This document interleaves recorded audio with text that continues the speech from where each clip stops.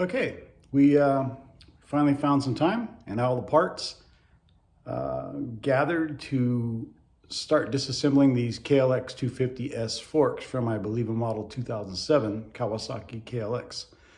These forks, actually the triple clamp sand forks, ended up being a very close fit on the Himalayan with very little modification required. I'll cover that later during the installation process on the bike itself. But for now, we're just taking apart the forks. There's a million and one videos on YouTube about how to disassemble inverted forks, so I'm not really going to get too involved with that. One thing I didn't see though was to shorten the throw on these forks, we have to install spacers. I'm going to install probably 1 3/4 or 2-inch spacer, and that'll bring it up to about 9.5 inches of travel, which is pretty much where the axle's sitting right now on my Himalayan with the extended fork tubes.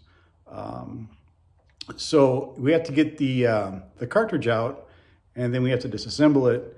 And there is a top stop spring, and above that, we're gonna have to put whatever spacer length we want to shorten the throw on the forks between the the spring and the cartridge rod that runs down the middle, the damper rod. So anyway, I'm going to show you how to do that as soon as I get the cartridge out of the fork. Let me show you what I'm talking about. Okay, so we've got one fork apart here. And like I said earlier, there's 1,000 videos showing you how to do this. It's really not difficult at all. Heck, these inverted forks may be simpler than the old conventional forks. I've got my parts in line in order of either installation or removal, however you want to look at it. Got my Racetech springs. You can see the difference between the Racetech spring and the factory spring. The Racetech spring being the shorter one because we're going to shorten the throw or the travel on these forks by 2 inches. What we have to do is we have to get the cartridge out. It's inside the lower leg here. So there's a tool that slides down. It's like a pipe with castle type fitting that goes into the cartridge, and then you will use a giant Allen. That's the only way I can describe that. A wrench to disassemble or loosen that nut, and it'll come apart. Once apart, there are even more steps, because typically once you get it apart, a lot of these instructions on YouTube do not have a fixed collar here. So with that collar being fixed, I can't just slide the rod out the bottom and put on a spacer and put it back together. So I have to actually disassemble the cartridge inside, which I'll show you, but there's an aluminum tube, and up top there's a steel section, and at the bottom there is the damper adjustment body. So you'll take that aluminum tube off of the top portion, and that exposes the inside with the top out spring and the washer and the rest of that stuff. So let me get that apart and I'll show you. Okay, we got our Motion Pro special tool to hold this while we take it out of the fork tube. So basically you had to hold the top and unscrew that Allen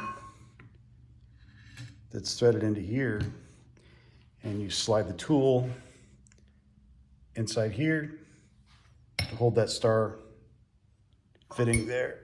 Okay, then once you do that, this unscrews and slides out of here that way. Then you have your cartridge. Now you've got to take this off, separate these two. This is aluminum. Never put this section in a vise. It's thin wall aluminum. You'll smash it, guaranteed. This is steel. You have to apply both of these ends. I'm going to show you the other end once I get this apart. They have lots of factory Loctite here. They don't want this coming apart, obviously. So lots of heat on this section right here, because the threads go up into the aluminum. So heat up the aluminum from about here down. And then once you get it nice and hot, you can break it free. I've already done this one, obviously, because if it was this easy, I'd be done. And you can unscrew the pipe. The one-handed mechanic, yeah. Okay. And that's, oh, I thought it was out. Hang on just a second. One last. So anyway, there, you can see the threads here, the thread into that. And I'm gonna pull this rod out of here, hold on.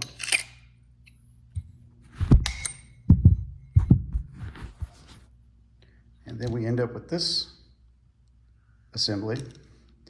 Now, what we need to do, you can see there's a top out spring and a washer here. So when your fork is at its max extension, this would be all the way up, right? Because that connects to the cap in the top of the fork. So we need to shorten this distance by 2 inches by putting a spacer somewhere in here, a 2-inch spacer. So that requires us to take this end off, and same thing. You're gonna, both of these pieces happen to be steel. You're gonna, I put a piece of leather strap around this, cleaned it up really good with alcohol, leather strap and a V-vise or V-groove in the vise. And then I heated this section. I used one of these guys. Got to get it pretty hot to get through that factory Loctite. And then this has got a 14 millimeter flat side on it. You just unscrew this off of here and boom, that's off. That's your valve assembly for the bottom. So here's your spring. Now everything can come off, the washer. So now I've got to go find some metal about this size that slides up and down freely to make a 2-inch spacer to go on this rod. I'm thinking it needs to go somewhere like right here. Washer up against that body like it normally would. 2-inch spacer here, and then spring, and then put it back together. All right, so this is what I came up with. Hardware store had 1/2-inch spacers. Actually, these are 5/8, so I'm gonna have what, 2 1/4 drop, which is still workable. And those shorter springs are actually 2 inches shorter, so it's probably a good idea to lower the forks a little bit more than those springs to have a little bit of preload. That'll give me, I think, about 1/8 of an inch of preload, maybe. So yeah, I put the, I moved the spring down at the bottom. Got a washer that fits this rod, but yet still fits inside this tube. And then the 2 spacers. The factory washer will remain here. And screw this back on, and when it's all assembled, this would be simulating the fork traveling downward, and now it travels downward that much less. So time to put this one back together. By the way, I wanted to show you what I did to hold this and loosening it.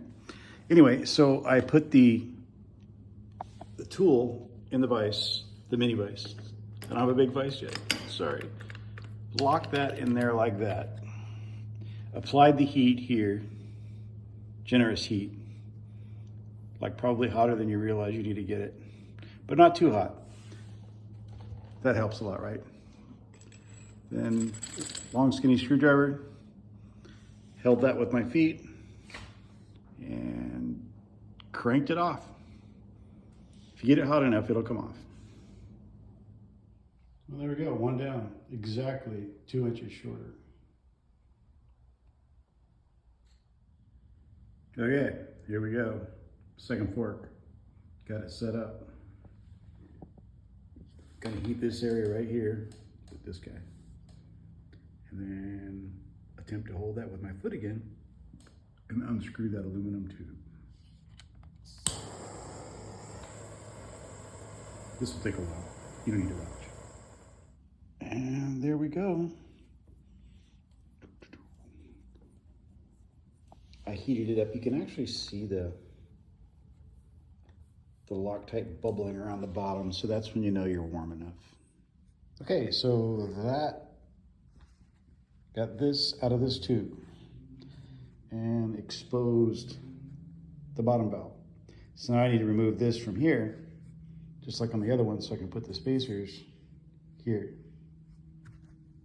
So we're gonna chuck that up in the vise with leather.